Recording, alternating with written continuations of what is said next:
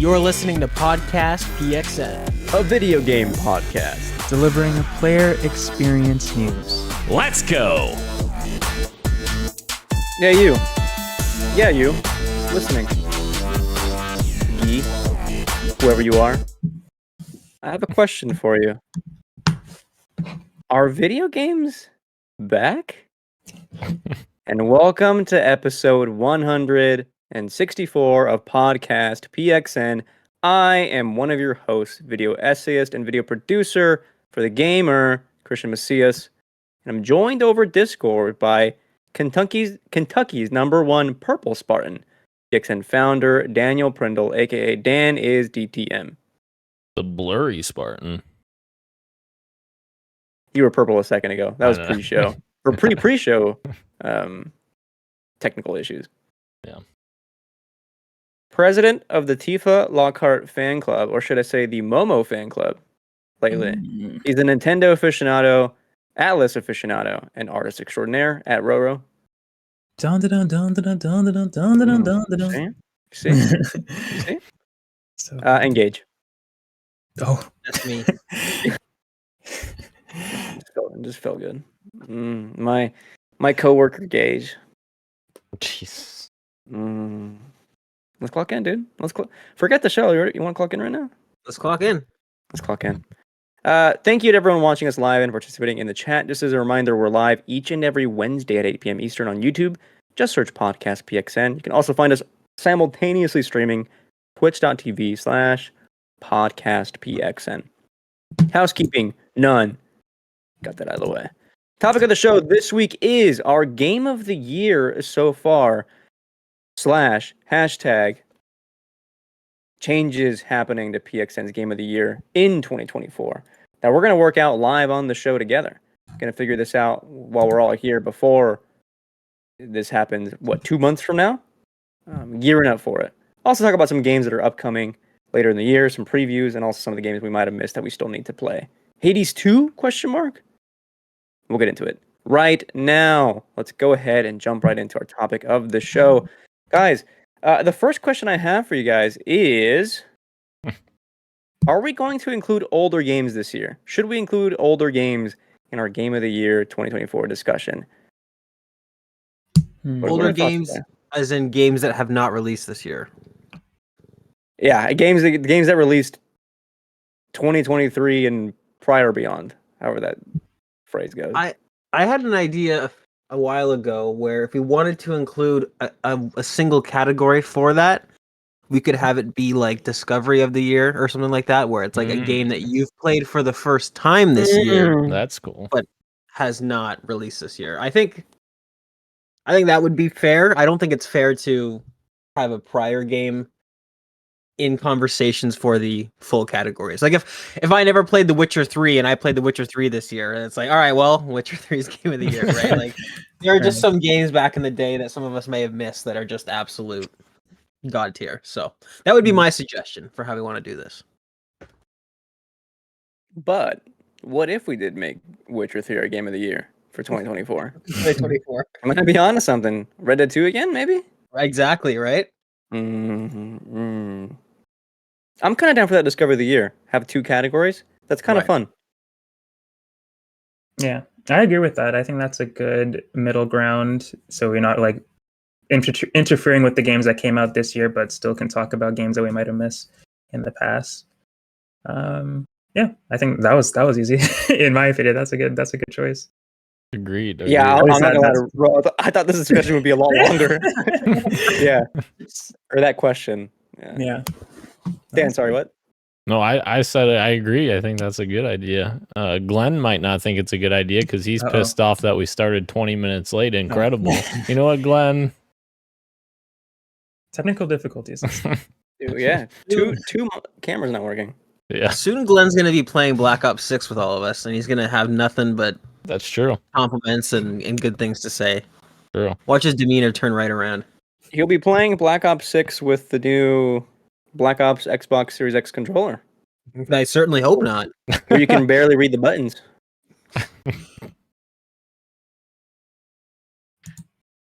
All right. There we have it. Are older games allowed? Yes, they will be, but they'll be in their own category. I guess. No, we don't need any more categories than that. I think that's fine. Just Game of the Year and Discovery of the Year. Yeah. Right? I think so. In a better world, we would have like some kind of Mario Party system where we would just have random rules assigned at the end, and like one game or another game, like most games that Dan cussed at, now in Pummel Party is Right. on our list somewhere. Okay, but I have a genuine question though. Our early access games, should those be allowed into our Game of the Year discussions? I'm thinking like a game we'll talk about later, but also games like Hades too. It's an interesting question because the game technically has not had its full release yet. And I feel like that's the biggest argument for not having them in contention. But at the same time, it's like on a personal level, if you were to ask somebody what's your best game that you played this year, it's like, well, Right. I played this game, right? That it may not be its full release yet, but this is the best experience I've had with said game. I don't know. I feel like I'm kind of on the fence. It's almost like the what you guys say. it's almost like the opposite of what we were just talking about. It's like Discovery prior to the year it releases, because Right. like when it comes out next year, hopefully, like that might be in discussion for Game of the Year for that year. And are we like are going to have it? Not to say that it will be Game of the Year this year, but like what if it is, and then next year, oh, is that good still? Is that okay? Like to have a Game of the Year twice? That's true. Potentially, it probably might not happen, but. Yeah. I'm honestly wondering how many people will have like Deadlock somewhere in their Game of the Year discussion, because some people love that game, but it's going to be in early access for a long time, well into 2025, I'd imagine too. Yeah, maybe moving that into Discovery of the Year as well, or maybe into like an honorable mentions might have to be the move for something like that. I don't know.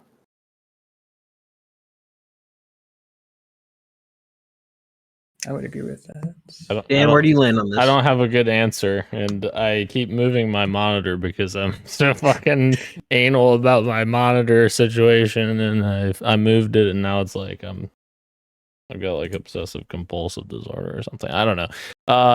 Yeah, I don't know. That's a tricky one. I don't know which way would be the better way to do it for early access games. I feel like it's a totally fair point to say if you play an early access game and it's as good as a Game of the Year contender, to say, man, this is like my Game of the Year this year. But then, if you also enjoy that game the following year, if it comes out that following year, then it's like, yeah, I don't know.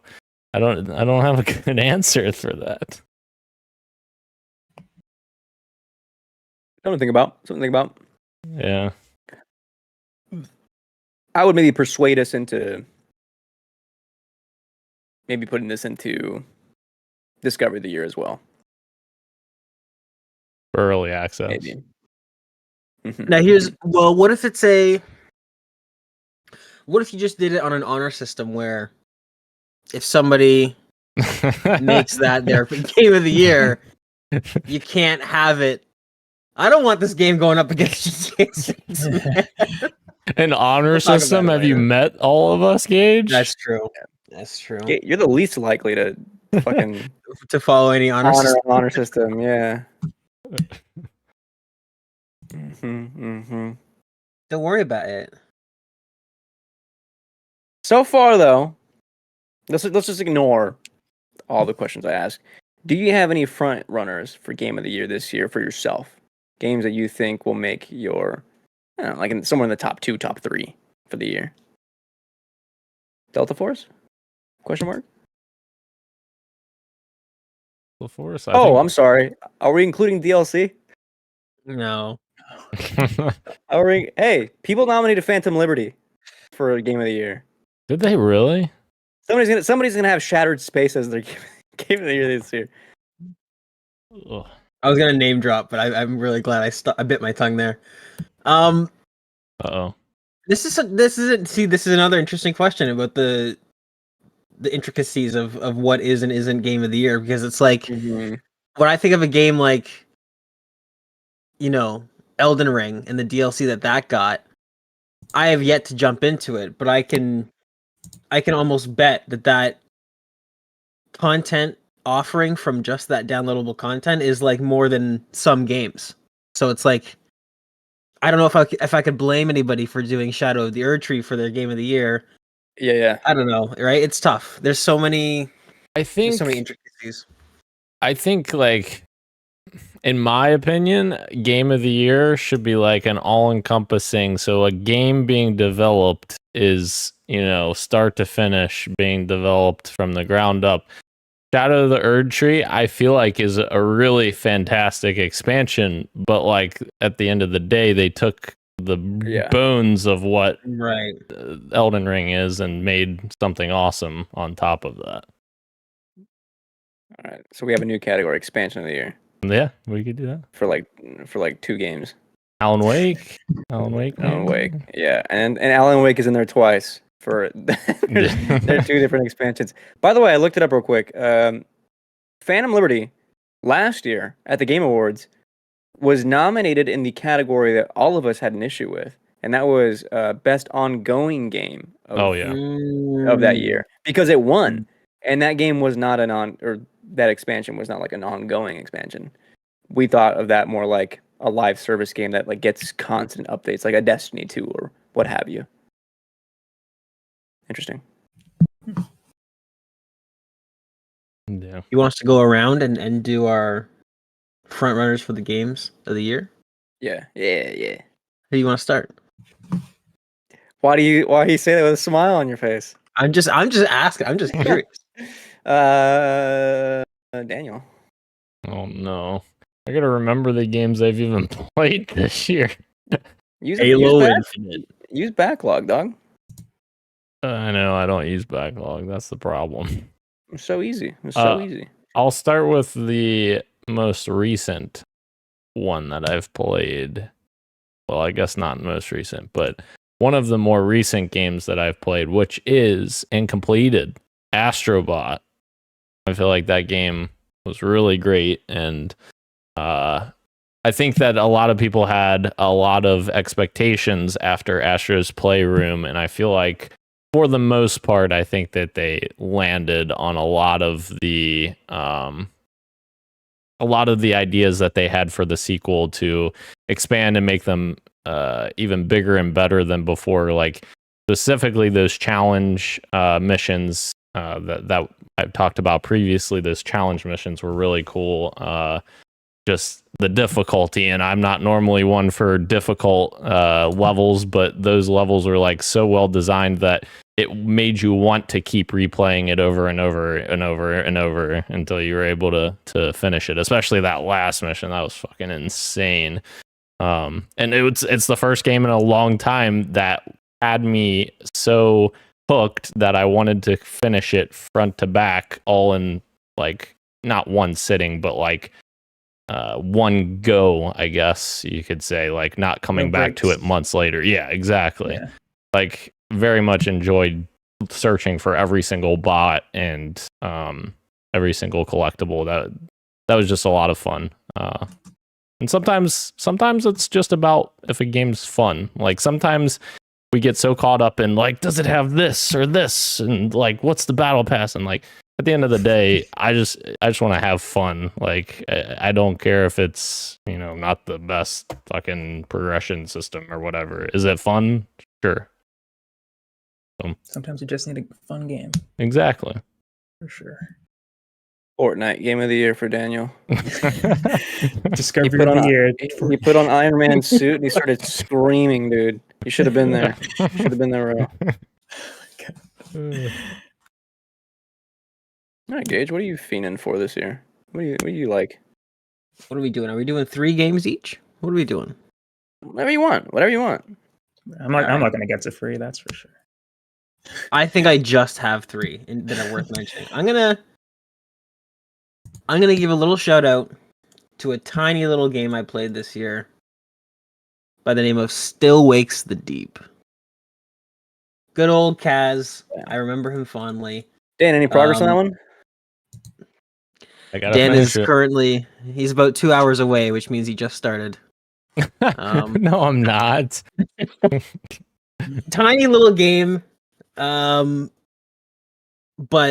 narratively really compelling. I thought the voice acting was top notch. I thought the writing, character writing was really good, and the story has stuck with me. I think it's a great little game, and I'd love to see this studio. Hopefully, this is like a proof of concept for them in terms of like the scale of stuff that they end up doing. But yeah, Still Lakes the Deep, great little game. If it's still on Game Pass, I recommend anybody listening to go try that out because it's a fun little 4-hour, 5-hour adventure. Mind you, this is like their 5th game. Is it? 5th or 6th. Oh, the yeah. Chinese? Yeah, it is. Right. Proof bad. of You're so funny, dude. Come here.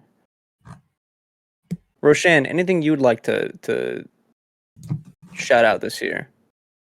I like Dan. I think I'm even worse. That is not. I think I am even worse. I have barely played anything this year, and I'm trying to remember what I have played besides the most recent game that I have played.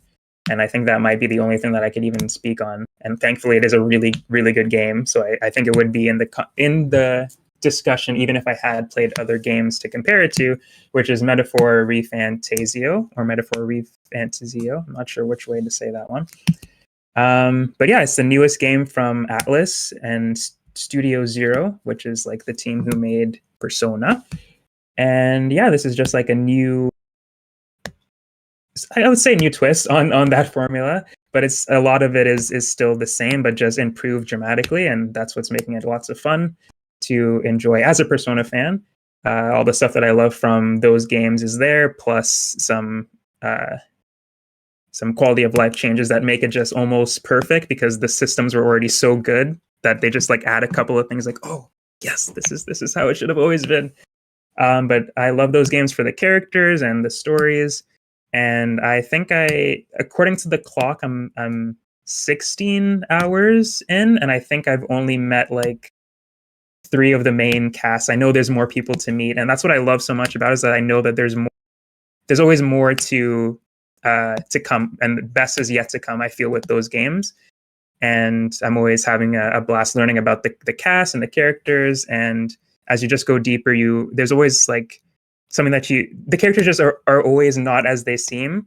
And once you think you get to know them, there's always like a little twist. And it's like, oh, so this is why you're like this. And this is what causes you to be like this. And I love learning about the characters. But outside of that, the combat is really fun. And again, they've taken a new twist on the capturing the monsters and using them as your, as well, in this game, they're called archetypes instead of personas. But yeah, it's really cool to see how they're playing with that this time around. It is a little bit different than usual, but if you played a Persona game, you'll be able to catch on pretty quick. But I'm having a blast with it. Maybe I'll talk about it more during what you got for me, but it's going good. It's going lots of fun. Their highest selling game, right? Yeah, within the day. It wasn't even a week. Like that's crazy. Yeah. What audio is that, Dan? What? Yeah, I don't know what happened there. Was my audio? Is my audio messed up? It does sound. Yeah, it sounds like we're listening to your webcam. Oh, the Discord did some shit. Yeah, Discord did some shit. Hang on. There you go. How's that? I think I'm inside of you. Yeah, fastest selling Atlus game within the day that it released, which is great news. Yeah, huge year for Sega.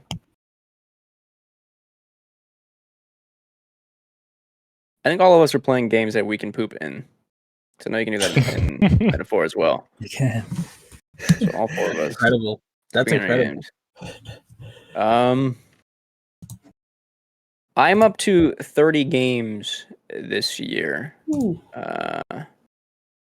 And keeping it a buck. My top 10 is like, or even top 5 even, is so weird. It's not like it doesn't feel like a traditional year where there's no necessarily a clear front runner. Like all these games that I have at the top are like, yeah, this was an amazing experience. I loved it. But none of them has that extra inch over the other. They're all great in their own unique ways. I don't know if that does that make sense? Maybe it does. There's one that I want to shout out real quick that I know Ro played this year as well. You know what? I won't mention that one because maybe played Ro another will game? Yeah, No, you did. I generally can't remember. Yeah, we'll get there. Maybe I'll do the next round. Okay. But I'm gonna throw out Balatro. Balatro is fucking insane.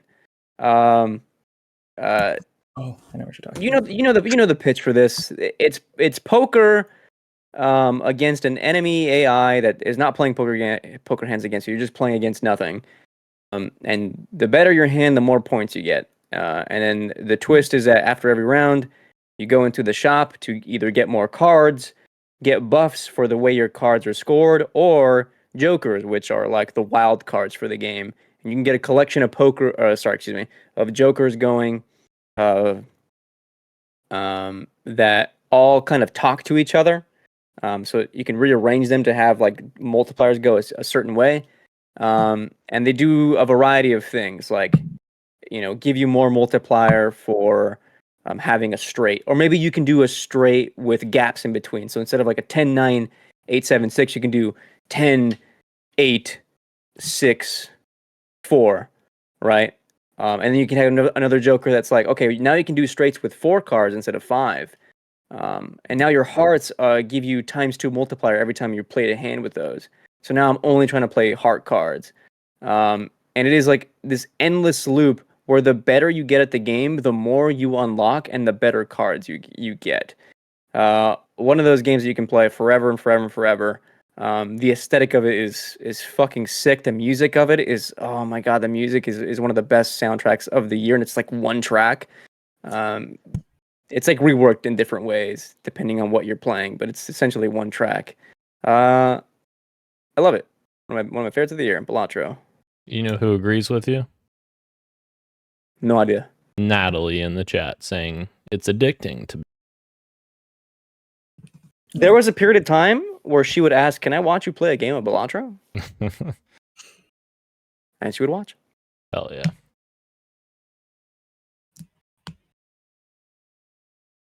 Let's do one more round. One more round.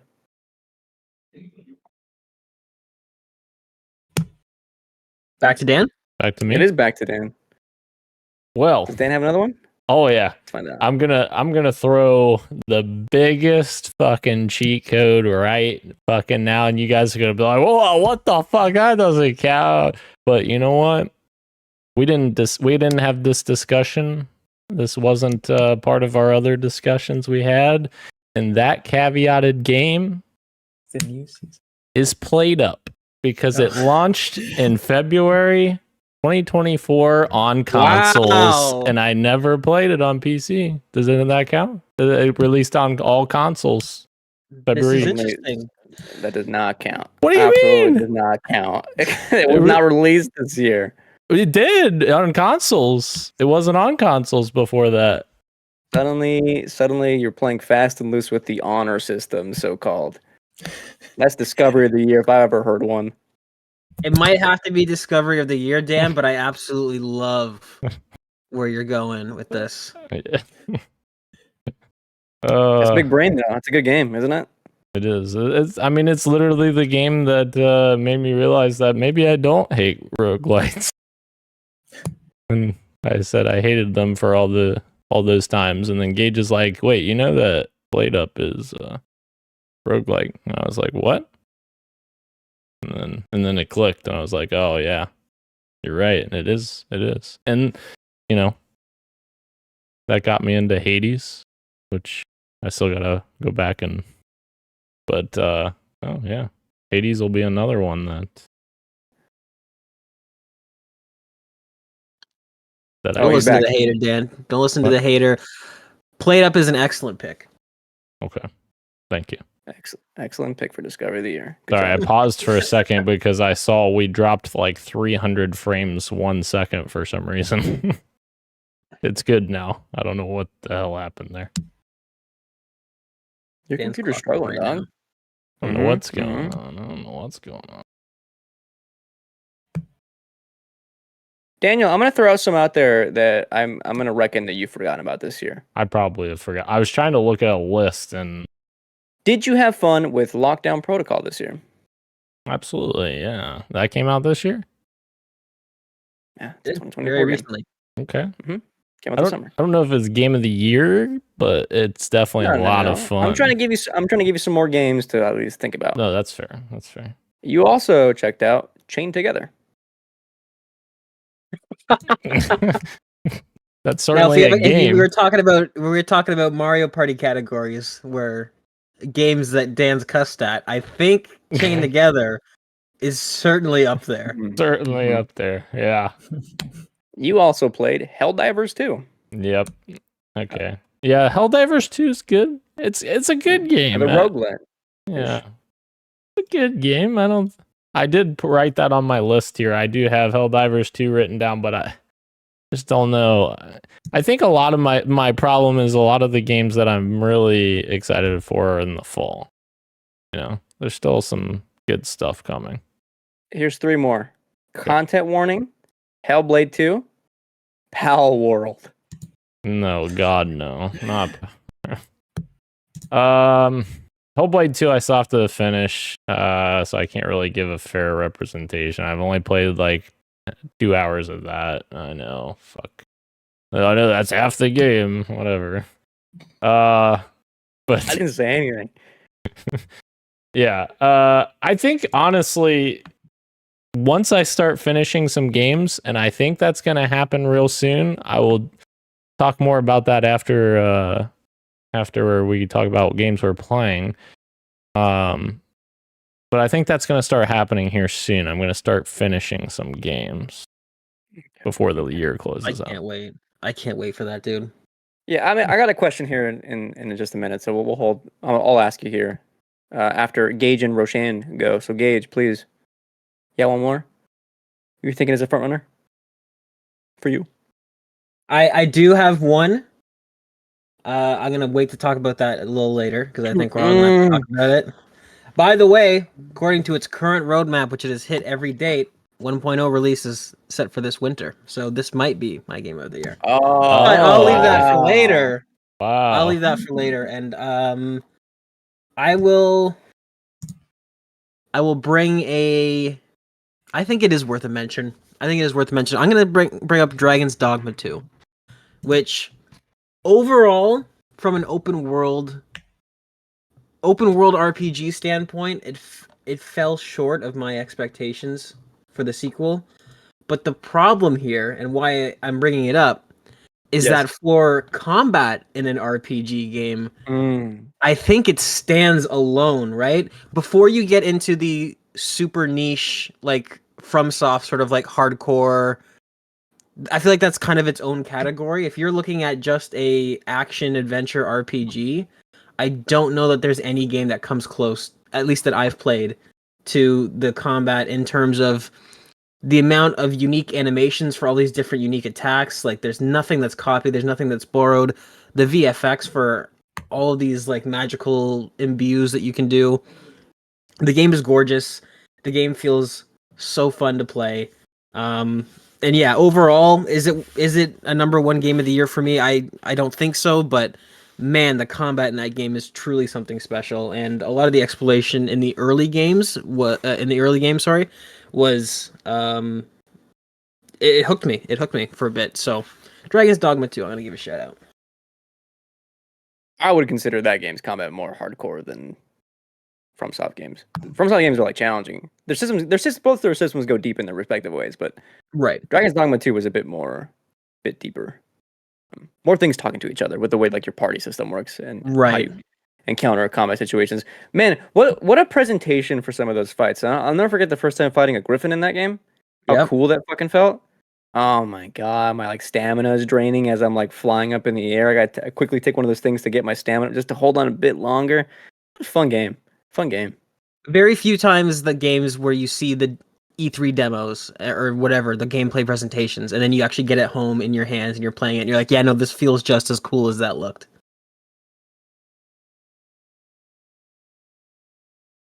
Good game. Roshan? I think I know the game that you're talking about, but I don't want to talk about it because I didn't finish it or get that far. Okay. But I think I know which one you're talking about. So I'm just gonna toss it back over to you because I besides that game, I generally don't think I played anything else from this year. This year. Dress to impress. Roblox, Roblox mini games or whatever. Discovery of the year. Discovery of the year. Those were surprisingly fun, if I'm being honest. So yeah, might be on the list. I'm just gonna mention a few games that are currently in my top 5. I won't tell you where they are, and I won't even talk about them at all. I just want to mention a few. I still have Final Fantasy VII Rebirth in there. I found that game. Here I am talking about it. Amazing game with a lot of little critiques here and there. Don't know if it'll stay in the top 5 by the end of the year. 1,000 Times Resist. Probably the best narrative of the game. Sorry, best narrative of the year in a game. Best narrative in a game of the last 5 years, maybe. Question mark. Really, really good. Really subversive. This one. I do have Shadow of the Erdtree in my list, but as we mentioned, probably not for our game of the year, official game of the year for PXN at the end of the year. And then I have Lorelei and the Laser Eyes as well. One of the best puzzle games of recent memory. Fantastic game. Very Lynchian in its own regard. Good game. Good games. Monica is in the chat saying Roblox is on his list, referring to Ro. Has to be. Epic. Has to be. I saw someone streaming that game. They were playing Dress to Impress, but with the category like hidden. So they just had to go off vibes. And it made for like an interesting video. Yeah. That's kind of cool. Fun little challenge. Maybe you and your girl can try that out next time you play Dress to Impress. Yeah. There will be a next time. We can try that. I'm going to lump these two questions together. Are there any games still left this year that haven't released yet that you're looking forward to that you think might make the list? Or are there any games that you have backlog that you haven't checked out yet that you think might be up in that conversation as well? Yes.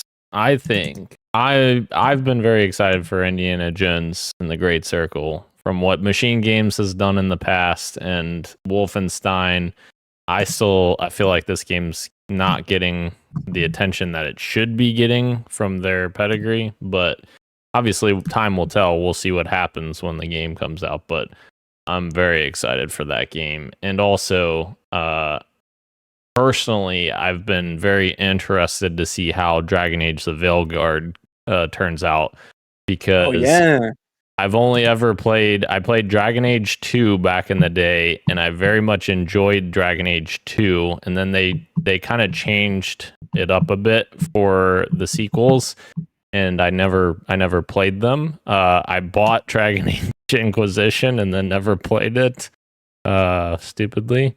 That doesn't sound like you. No, yeah, fuck off. So yeah, I'm hopeful for this game because BioWare's been on a bit of a downturn the last couple of games. So I'm hoping that this kind of brings them back around, so that they're on an upswing for the next the next Mass Effect game, not BioShock. There's two you mentioned. Two you didn't bring up that I think Gage might mention. You want to mention a few, Gage? I'll follow your lead. Let me see what you think I'm gonna say. I know you're okay. First of all, whether or not it makes like a top 3 for you is a different question. I think your mileage out of Black Ops 6 is going to be huge, just for the sake of like how easy it'll be to like hop on with the lads, crack open a beer, either get into some shenanigans in casual multiplayer, but really like zombies. For the 2 different maps, I think you might get a lot of mileage out of it, a lot of fun this year. But in terms of like game of the year quality type of shit, it's Stalker 2. I think that is such a game that is kind of up your head. What's up, Dan? I forgot. Yeah. I forgot it's coming this year. Yeah. Yeah, we have. You stoked? Who are you talking to? Engage. I am very stoked. We're probably going to talk about it a little bit here in the show, but with some of these previews that are coming out, a lot of my concerns that I had seem to be squashed. Yeah. I'm hoping that this is a hardcore experience, and it looks like it definitely is going to be that. Stalker 2, I am very, very excited for. Yes. So I mean, there's time. There's a lot of late releases this year, where it's a good thing that we do our Game of the Year show in January, because there's going to be a lot of last minute shakeups. I can tell. Yeah. Which I prefer, like getting some time during the holidays to catch up on certain stuff. I think is the move. Yeah. When does the hard? I don't know the date, but like somewhere in November, I think is the cutoff point for Jeff Keighley's. Correct? Right. Yeah. I think so. Even worse, nominations are already out for the Golden Joystick Awards. Like their awards show already has all their nominees, and it's like, that was at the beginning of October. That's 3 months of the year still left. Right. Crazy. Stalker 2 is the one for me. I'm stoked for Stalker 2. Hell yeah. Can be very exciting. I have some indies that I'm looking forward to, but those are such unknown quantities. I don't know where they'll fall, or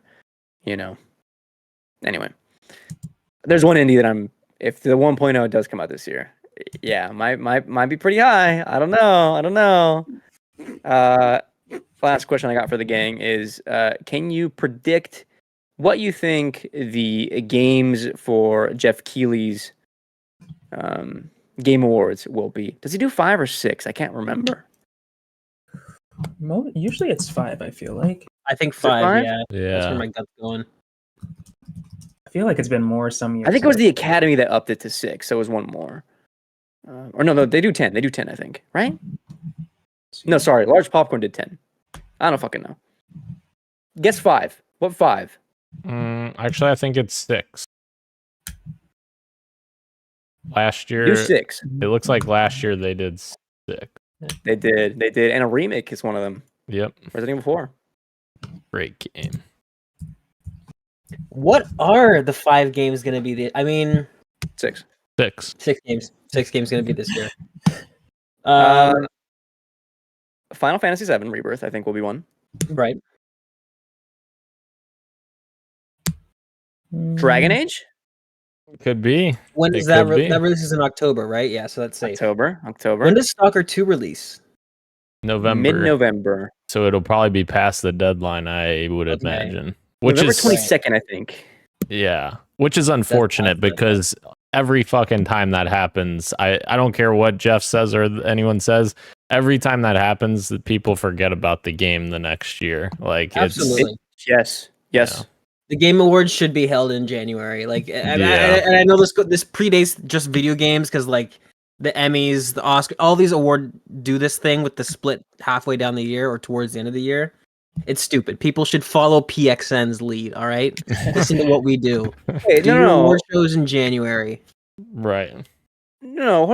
Those shows don't have cutoffs. Well, the cutoff is December 31st, theatrically. Is it for the Oscars? Yeah. Yes. Yeah. Okay. I stand In corrected. order to be eligible, you have to have released the year prior and had a minimum of like a 2-week run in theaters. Okay. So Jeff, I thought follow they were- suit. Yeah, exactly, Jeff. Get it together. Yeah. Oh, Jeff. There's no Concord. best ongoing game. It's still in limbo. It might. It might. I was hearing some scuttlebutt that they're trying to do an update to bring it back. But I was going to say, like, there's no, to me that I can remember, there's no big Nintendo game this year to make it on the there's always that one Nintendo game that makes it into there to be that friendly for everyone game. And I can't think of one that was that good to be on the list this year. So I'm thinking like Astrobot might take that place. Yeah. 100%. So Astrobot is one of my picks. I could see Silent Hill 2 squeezing onto the list as well. True. Yeah. As like a Resident Evil 4 role from last year. Yeah. Sure.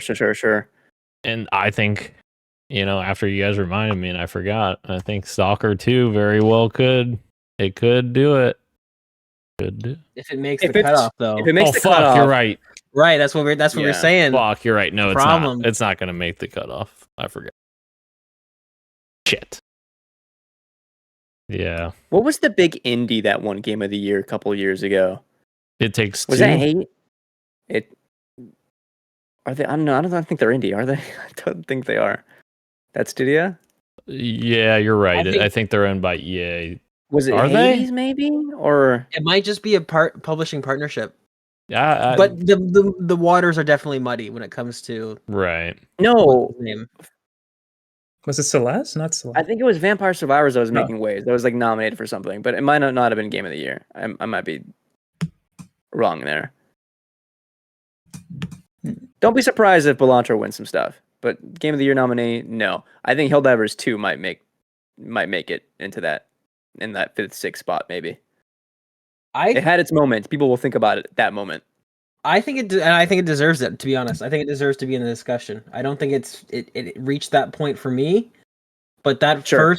first month and a half, 2 months, this was an extremely solid experience. It was great. The community was great. The jokes, the banter, like a lot of games try to want that from their releases, and they don't get it. But Helldivers 2 had it. It was a vibe. Metaphor. How we forget Metaphor? That is going to get a nominee. Definitely. Probably over Persona 3 Reload, I'd imagine. Yeah. Yeah. What about games like a Dragon or Tekken? It's probably going to be in their own category. It's probably not game. Probably in the, yeah, Right. sure. Yeah. I know those guys reviewed pretty well, but maybe too niche for Game of the Year. Just for So what do we have? Go ahead. just please. for clarification, Hazelight is independent. EA just made publishing deals with them. So Right. And then again, Dave the Diver was not independent, and that was nominated and won, I think, well, Indie of the Year. So we were at that game awards that Joseph ran up on stage. That was crazy. were we? Yeah. Really? Yeah, that was the one. That was the one where he said "fuck the Oscars." Yeah. Can't Or be. no. Cannot be. He didn't say fuck the Oscars at that one. That was a different Okay. one that he said fuck Right. the That Oscars. was the year prior, right? Yeah. Uh-huh. Or 2 Yeah. years prior. Yeah, because Jeff brought him up to talk about one of his future games. It might have been to talk about It Takes Two. And he's like, fuck the Oscars. He was drunk. Yeah. Great. Do we have our six? We're getting close. We got Silent Hill 2. We got Helldivers 2. We got Metaphor. We Astrobot, got Astrobot. Astro, Final Rebirth, Fantasy, Final and Fantasy then Rebirth. maybe Veilguard. and maybe Veilguard. Veilguard. Yeah. Hmm. Here's what I think. I think Oh wait, here, Okay. hold on a second. Here comes the upset from across the ring. Does Warhammer 40,000 Space Marine 2 get talked about? Oh, It's also kind of having a Helldivers moment, and it's more recent than Helldivers. That's the only reason I bring it up. maybe it'll get its flowers in its respective category. I don't see it in Right. Game of the Year. Right, Best multiplayer, best shooter, whatever. Yeah. You're right. Likewise, I think games like Animal Well, 1,000 Times Resist, people love those for their own Game of the Year personal lists. Those will make like indie lists or games for impact style shit. next year. Dragons. Next year is fucking gonna be ridiculous, especially if Yes. fucking Stalker 2 and Indiana Jones end up being really good games next year. Good luck. One more question. There were 2 games this year that were thrown out as potential Game of the Year contenders when they each came out. One of those was Dragon's Dogma 2. The other, Prince of Persia: The Lost Crown. Chances? Question mark? I think it's possible to see Dragon's Dogma 2 on the list. I think a win for them is extremely unlikely. Fair. Fair. There you have it. Game of the Year for PXN this year. Who knows? Maybe Stalker 2. Carrick, Until then, oh, yeah. sorry. Carrick just said Tiny Glade, which I'm assuming is a game. It is. Tiny Glade. It's a building game, I think, right? I think he's mentioning it as maybe a indie game for Indie game of the year. Ah. Tiny Glade has gotten a lot of buzz, and I tried it during one of the Steam Next Fest demo things, and it's got sauce. I can see why people really dig it. It's a vibe. The diorama building game, looks like. Yeah, they developed a custom. I don't know if it's a custom engine or if it's just custom frameworks for stuff, but it's kind of like painting a brush, but you're building castles. It's got a very adaptive system where you're just painting holes in it, and now it's got a door, and you paint a hole, and it's no, that's a window. Very, very cool game, Keurig. That's a good shout out. By the way, I've tried going through the Next Fest page. The one that's going on right now. Just breaks Steam for me every time. Nothing loads. Really? Nothing loads. The videos are just frozen. That's unfortunate, dude. I love Next Fest. I do too. I have a couple of games that were on my wish list available now for demos that I might check out. One of those included, if you remember, one I most anticipated, 420 Blaze It 2, Game of the Year, Dank Dreams and Goated Memes, WoW/11, like and subscribe, Poggers Edition. Remember that one? Yes. It's got a demo. It's got a demo. And so does Delta Force. Make sure you download it, Dan Engage. Already downloaded, ready to go. I think I'm the only one who's played it here. You are? No, you are not. I also played it. Oh. Phil Spencer was behind me and I got scared. Oh, that's right. Yeah. Did you played the extraction mode too, right? Yes. Yep. Multiplayer is the one that I have not tried. That game mode. And it looks pretty fun. We should jump into that as well. All right. Speaking of Stalker 2, segue into news of the week. We have some Stalker 2 previews that went up today. I pulled a tweet from, what's his name? Clobril? Over from X, where it all happens. It all happens on X, guys. Twitter.com. That has some pull quotes from a couple of outlets. I'll read those to you. If the full game, from Windows Central, comes anywhere near what I experienced in my brief time with it, it will make Stalker 2 Heart of Chernobyl a clear Game of the Year contender. That's exactly what Gage was saying. IGN, I think Ryan maybe played this. Dustin. Thank you. 2 hours isn't enough time to see all the branching stories, admire all the beautiful graphics, and discover all the secrets within the world of Stalker 2, but it is enough to be left impressed. VGC says Stalker 2 feels like a winning return to the franchise. End quote. Eurogamer, if it continues to expand and elaborate upon that across the whole of its exclusion zone, then GSC Game World might just have something special on their hands. One more is from Games Radar. If you can stomach the difficulty, Stalker 2 offers one of the most immersive survival experiences around. And the biggest thing around the game's previews today is the level of challenge. It is playing very similar to that of like an extraction game that you're kind of used to, that gameplay loop of immersion, where when you get shot, you have to keep an eye on like which body part you hurt, and then apply the correct kind of like tourniquet, medkit, whatever, to apply to that wound. And it is some challenging gameplay. The zone is very brutal, but it's making for some like highly enthralling scenarios when you go out and explore with a well-prepped kit. You have like some of the most fun but challenging gameplay around in the genre. He's just smiling, man. Say less, dude. Say less. This I mean, come on. Like you said, when you said the words you were quoting somebody who's played it, but when you said the words, if you can stomach the challenge, butterflies. I got butterflies immediately. This is what I want. And that's kind of the one thing that I think holds back the Metro franchise, because Dan and I talk about the Metro franchise a lot. We both love it, and part of the reason why we're so excited for Stalker. But like, it's very much just a first-person shooter horror sort of thing. This is going to be a challenge. This is going to be something that you invest in, that you get immersed in. And I'm ready. I'm so ready, man. Daniel?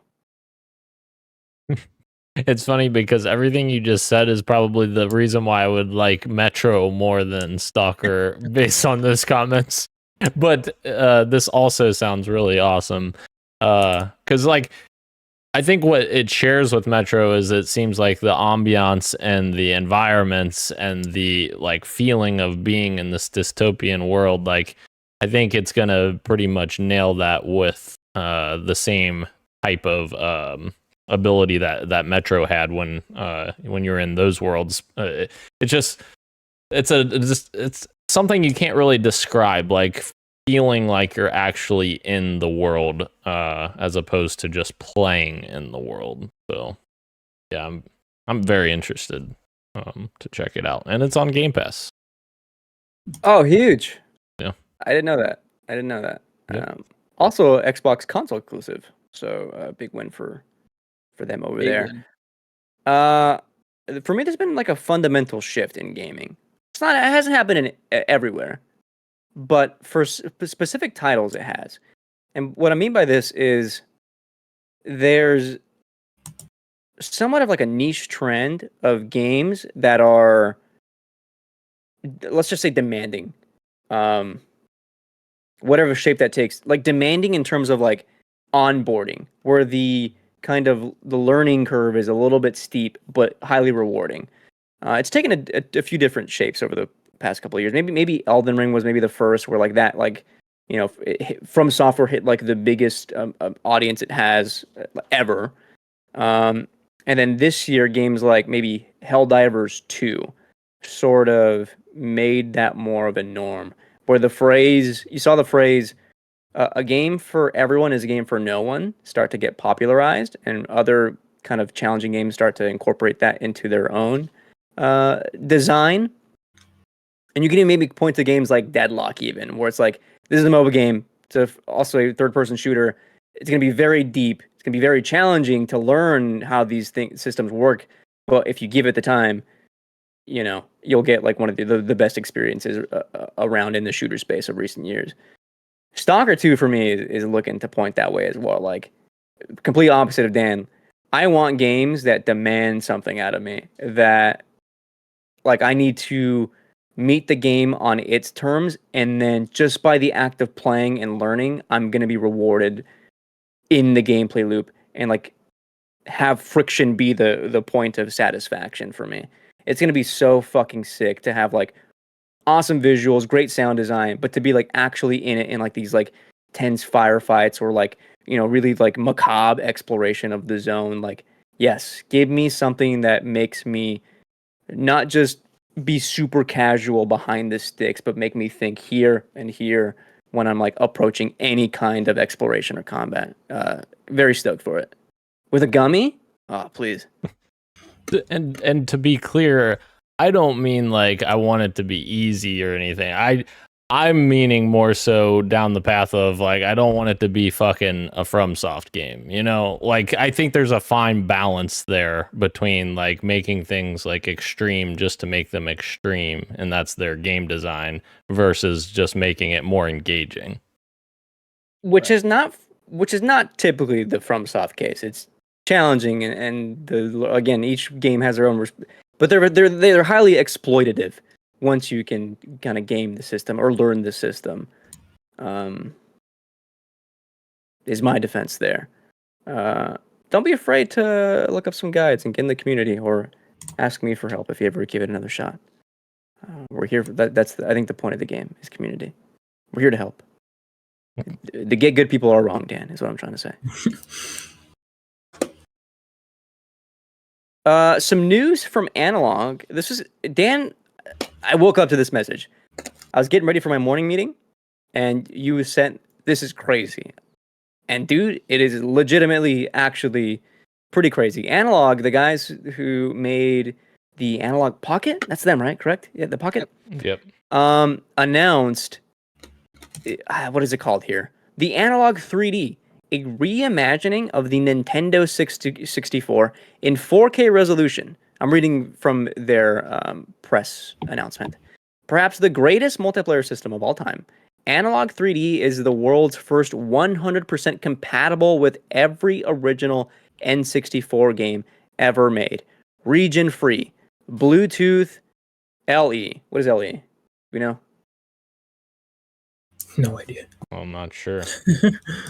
Dual band Wi-Fi. 4 original style controller ports and an entirely new next generation analog hardware featuring 3D OS. Engineered entirely in FPGA.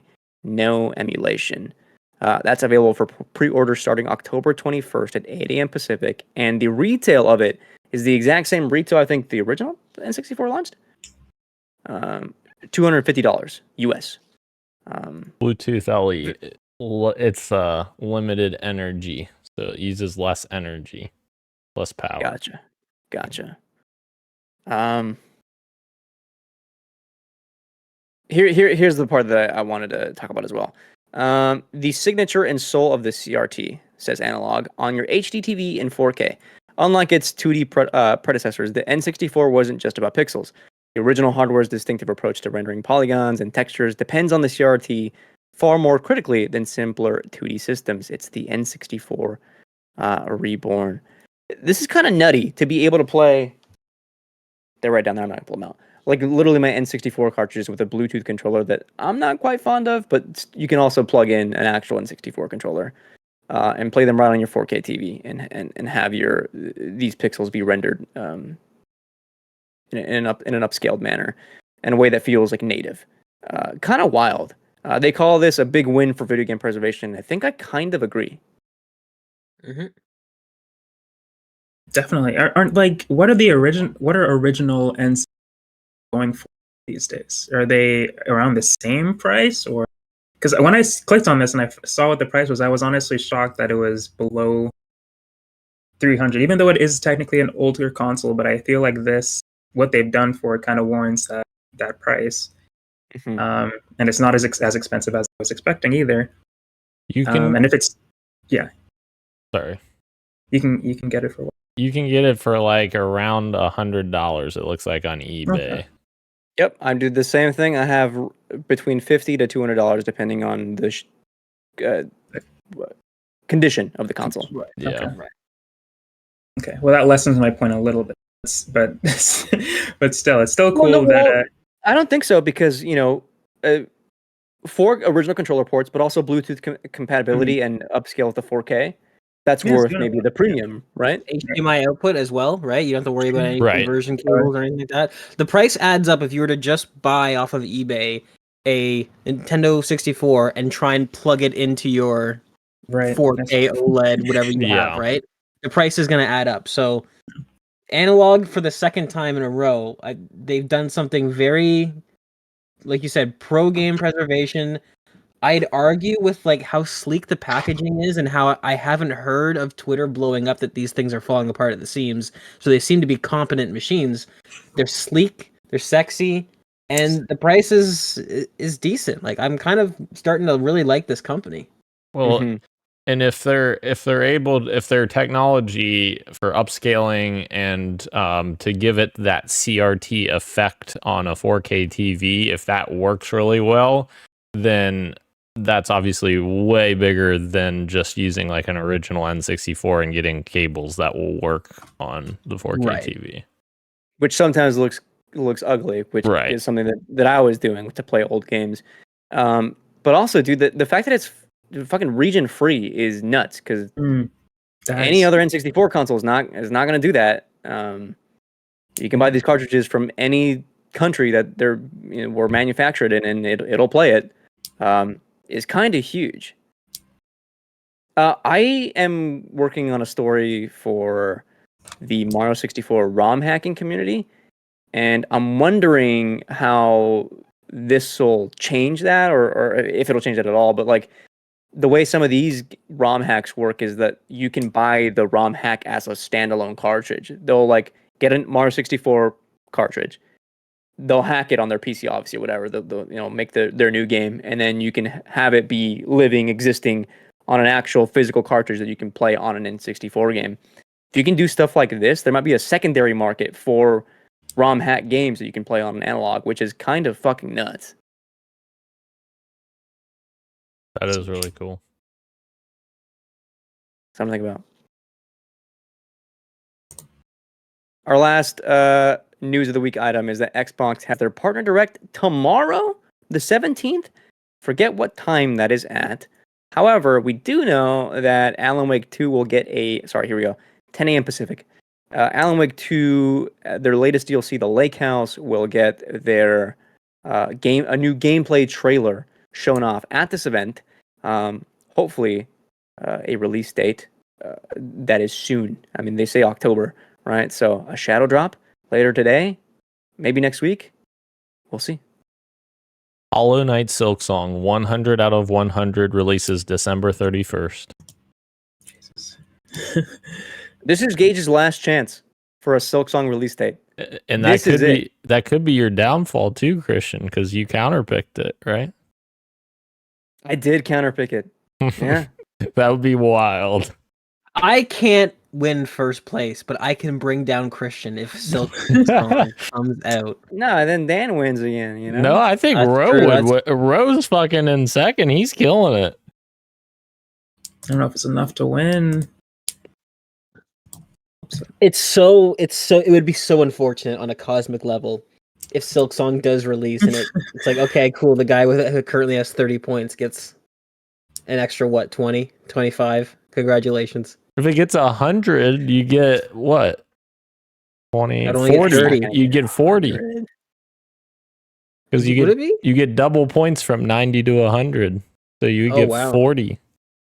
So then I'd end the season at 80 points while the rest of you are at 130, 120.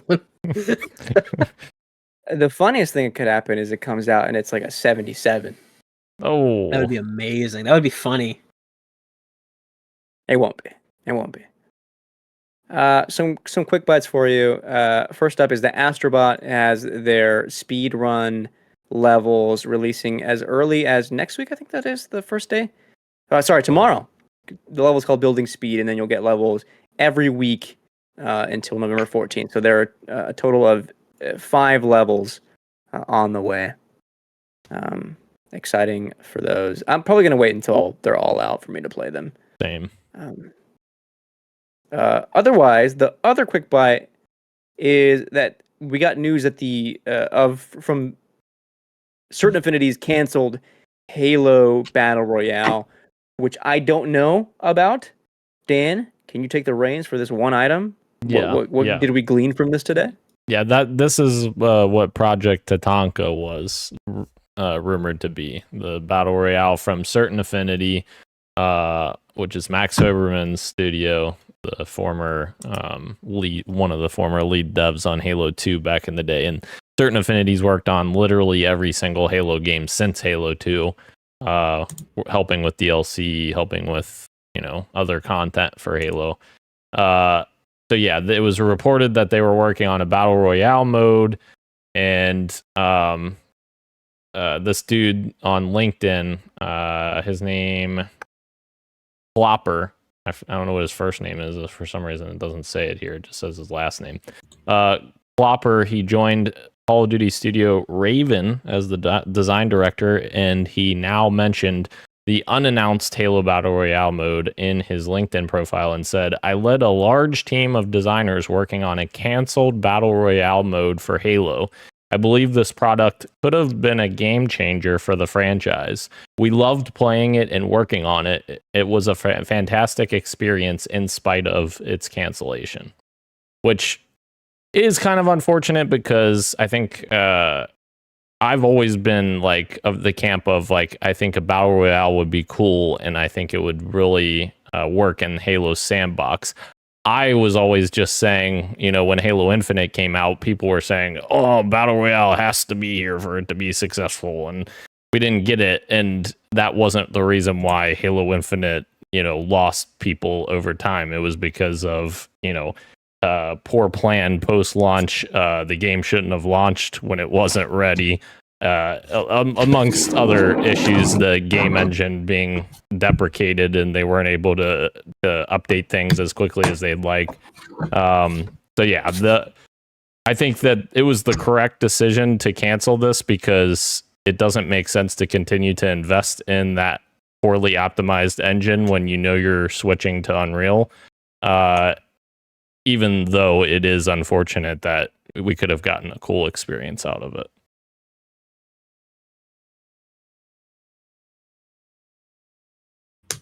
I thought Gage would respond. Sorry. Okay. I mean, I don't know. I pretty much agree with everything that Dan said. I don't really have much to add to the conversation, so I'll leave it at that. There you have it. We agree.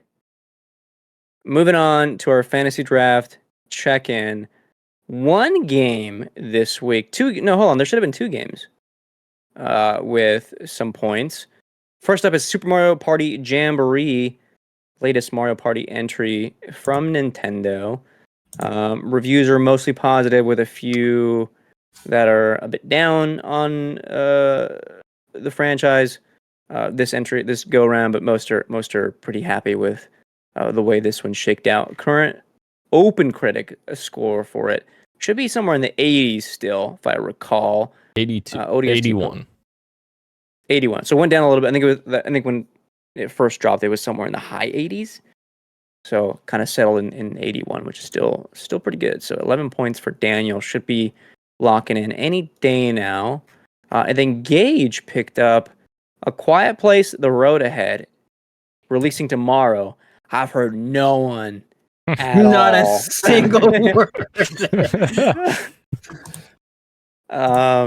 No reviews up for this game at all. We'll see if they come out tomorrow, or maybe a couple days after, or maybe just no reviews at all. I don't Next know. week we can talk about my -6 that I'm getting. That's crazy. I should have kind of picked that one. Gage is There might still starting. be time.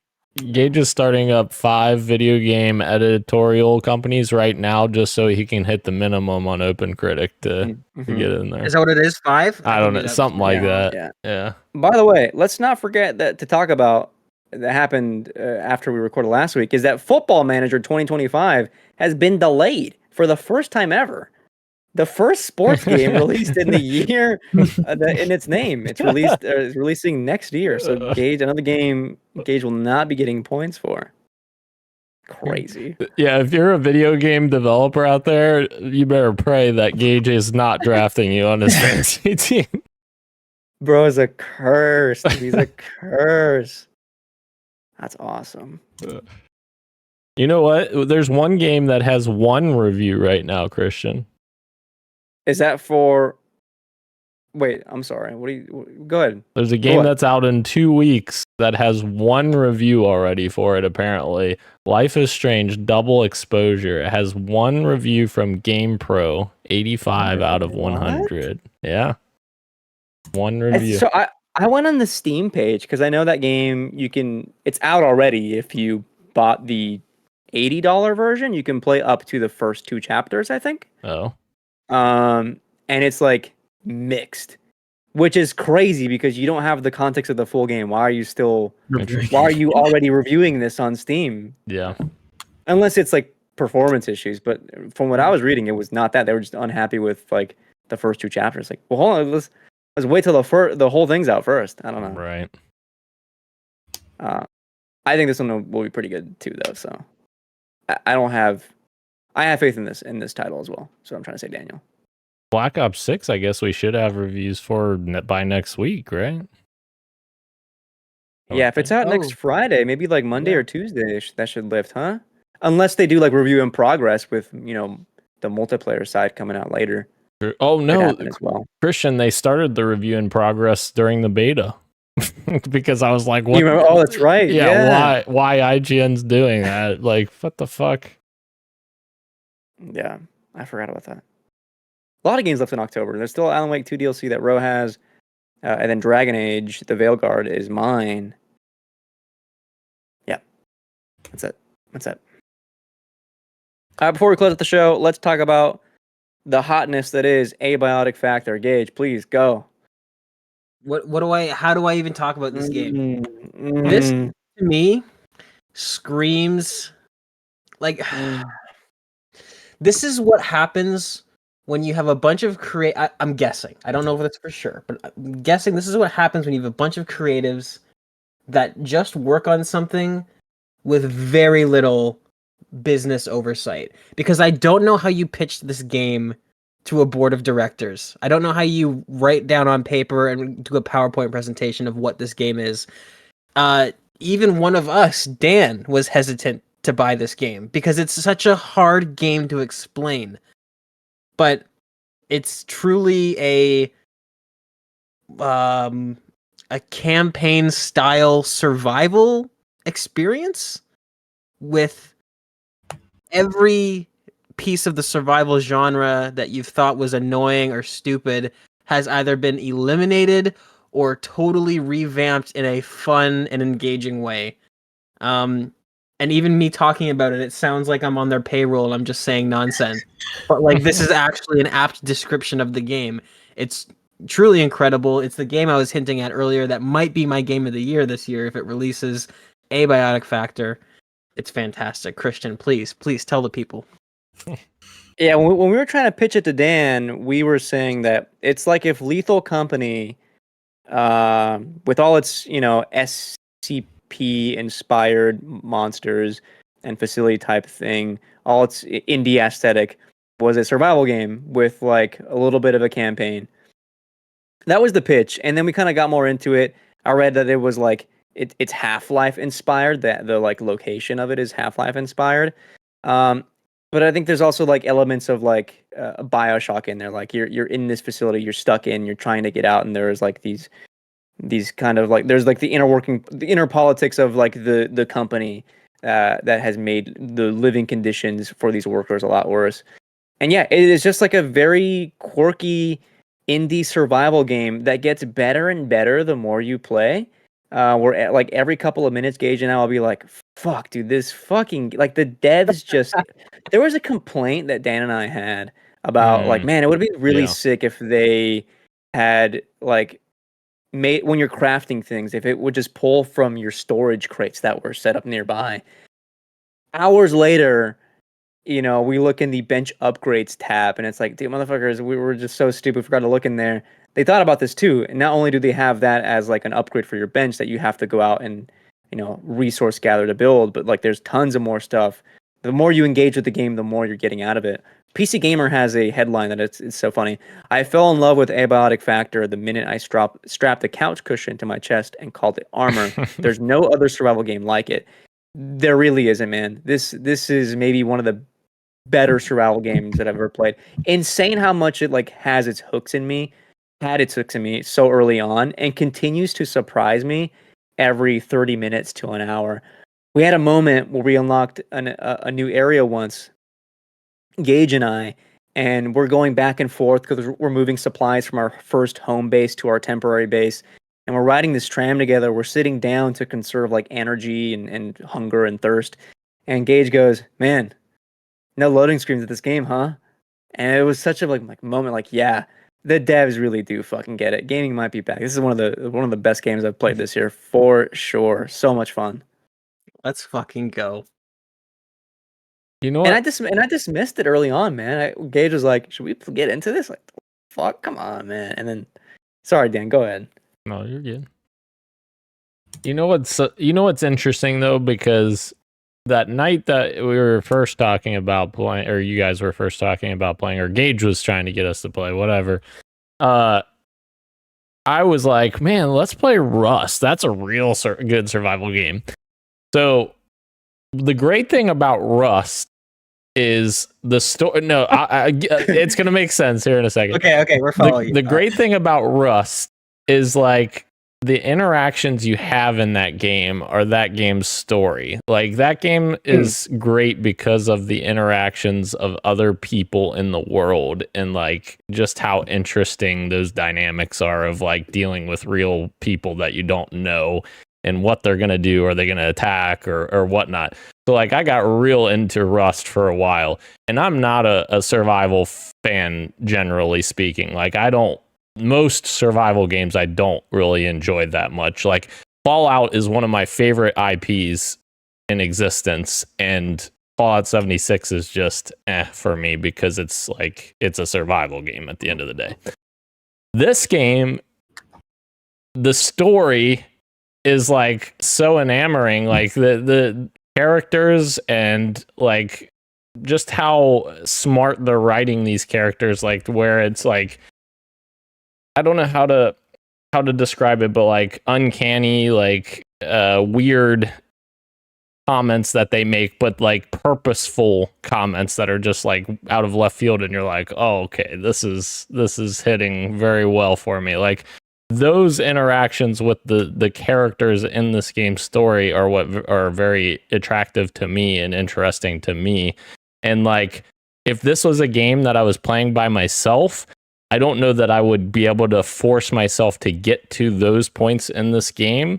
So like the fact that this game is multiplayer co-op is like so much better for me, like that we can all do this together. It's like a city that we're trying to like work together to get to this end goal, to get to the next area and then to the next area, and like hit those story beats. And that is very much what I've enjoyed about this game, is like hitting those story points and figuring out what we're gonna do next, how we're gonna take out this robot to get his CPU core. Dan, I will say, it's kind of a little bit of a shame that when we first played, when you first got in it with us, we kind of quickly brought you up to speed to where we were in the game, because the early hours of discovery of the like finding the NPCs and listening to them really set up the like kind of pitch of the game story pretty well, that we kind of skipped over with you. But something that I found out is that all the emails get sent into your journal that you can just reread.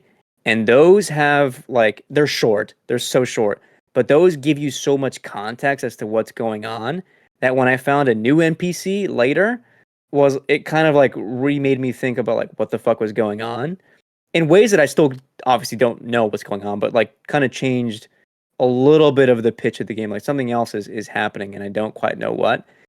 And that added an extra layer that I wasn't expecting. This just happened very, very recently. Yeah, I would encourage you to check out a few of the journal emails that you might have in your little, when you press J.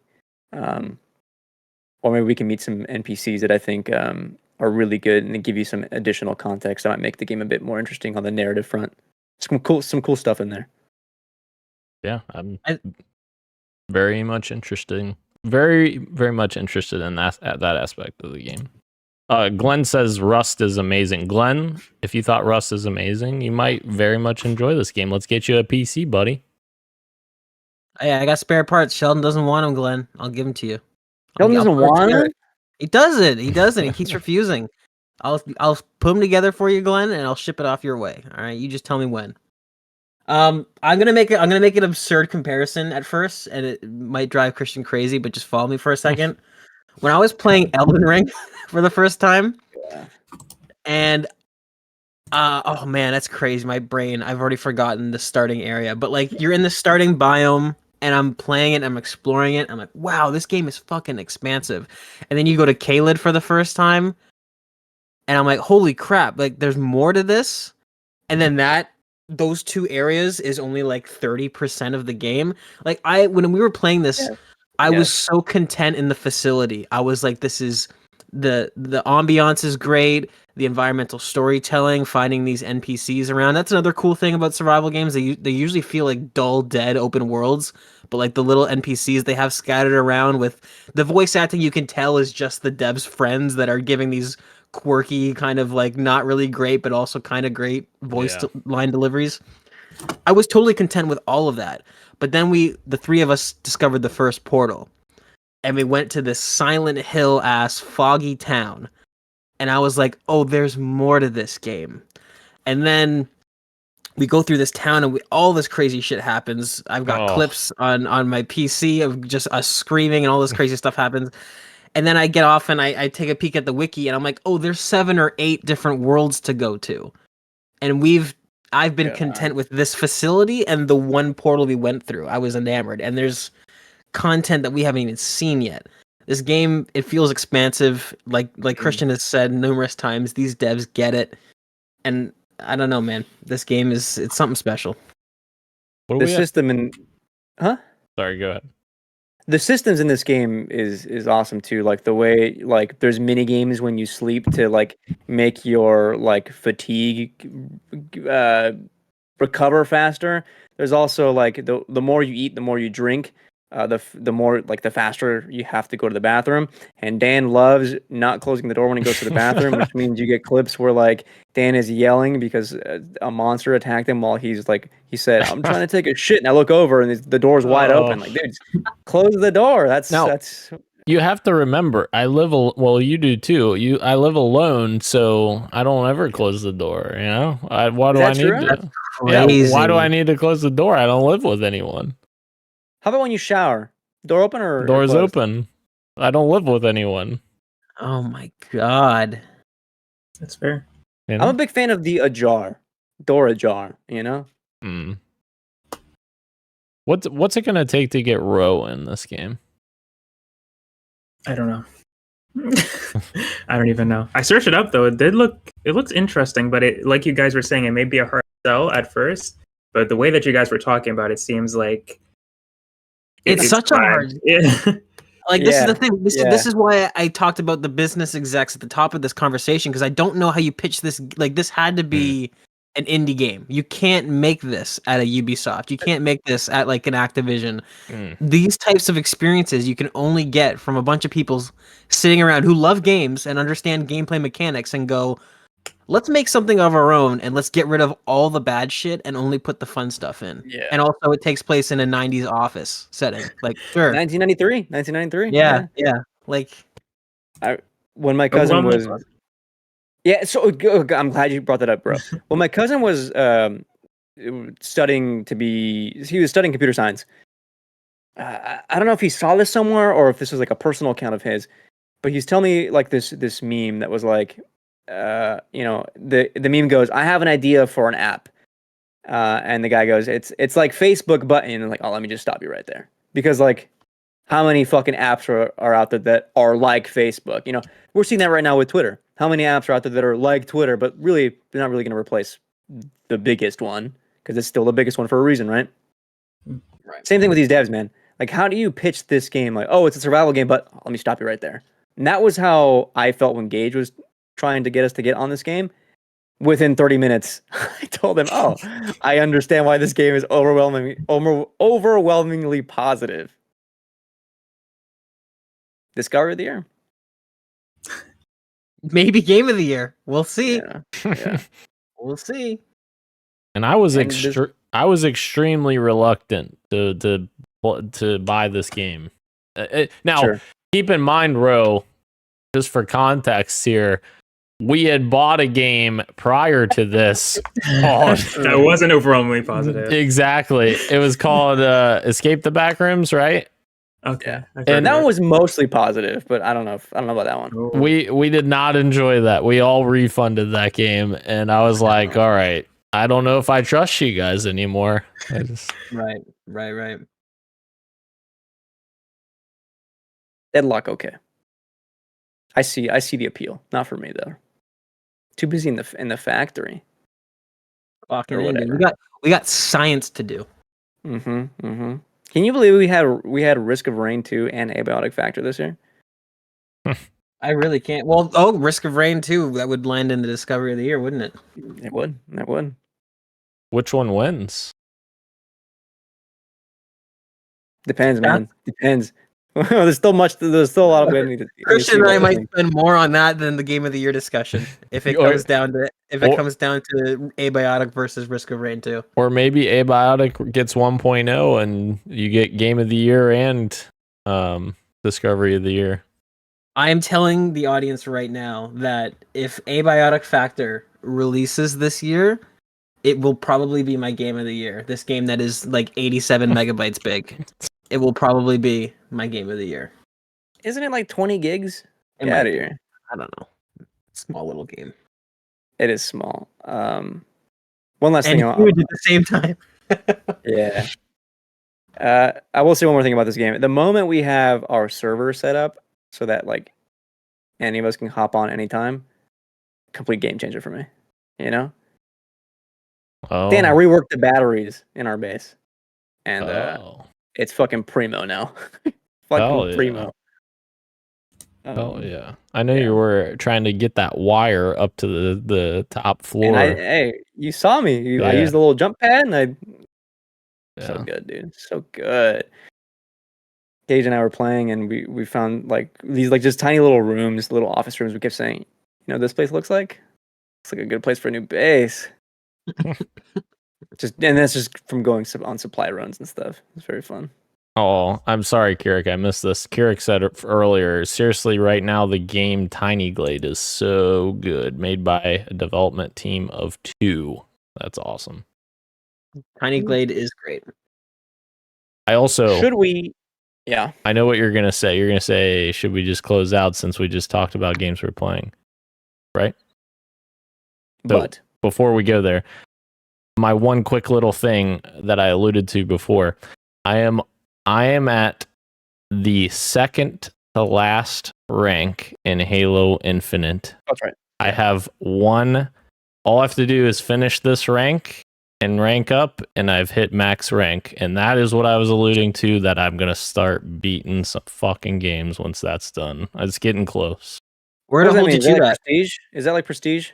No, it's not prestige. It's the final. It's It's just the equivalent of the final prestige. You've done everything. it's You've hit the everything. max This rank. is the last rank. Yeah. So, yeah, it's a lot of XP. I still have it popped up. It's like 279,000 XP for the final rank. So it's still gonna be probably a couple weeks, but Do you know on average how much you get from a game? it depends. It depends. So like if I keep playing the undead game, the zombies like game, I usually get around 6,000 to 7,000 per game, but the games usually go for like 20 to 30 minutes. So Right. So 6,000 to 7,000, and you've got 279,000 Yeah. XP to go. so a little bit That's to what go. we're dealing with. Not That's crazy. including like daily contracts or challenges, whatever that I know That's- you do as well. That gives you extra, That's right? separate. That's separate. So that's for Oh, dang. progression. Yeah, that's Dang. for progression of your battle pass. He's Two getting different. back. Yes. Thank you again to everyone joining us live on YouTube and Twitch, as well as podcast services everywhere, including Apple Podcasts, YouTube Music, Spotify, and everywhere else that you get your pods. Thank you, Roshan, who played a game. Thank you, me. That's Gage. That's Daniel. And this has been Podcast PXN, and we are leaving for the day. Much love and keep on gaming. See ya. I think I'm going to talk about the day-night cycle and antibiotic.